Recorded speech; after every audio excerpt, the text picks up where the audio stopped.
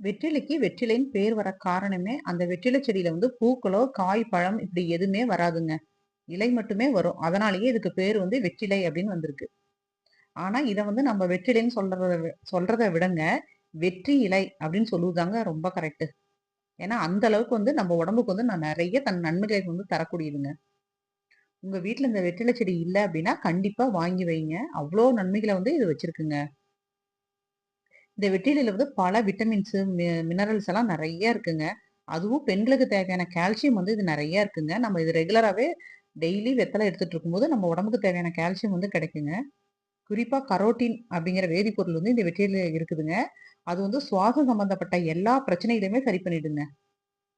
சளி பிடிச்சாலோ, தொண்டை வலிச்சாலோ, தலை பாரமா இருந்தாலோ, இது வந்து நம்மளுக்கு உடனடியா நிவாரணம் தரக்கூடிய ஒண்ணுங்க.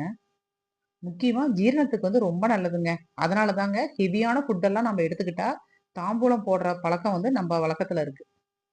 வாய் துர்நாற்றத்தையும் போக்குங்க. பல் சம்பந்தப்பட்ட எல்லா பிரச்சனைகளையுமே தீர்த்து வச்சுருங்க. கேன்சரையும் எதிர்த்து போராடும். ரத்த சர்க்கரை அளவையும் குறைக்குங்க. Anti accident நிறைஞ்சிருக்குங்க. தலைமுடிக்கு கூட ரொம்ப நல்லதுங்க. குறிப்பா வெற்றிலை, மிளகு கசாயம் வந்து நெறைய நன்மைகள வந்து நம்ம உடம்புக்கு தரக்கூடியதுங்க.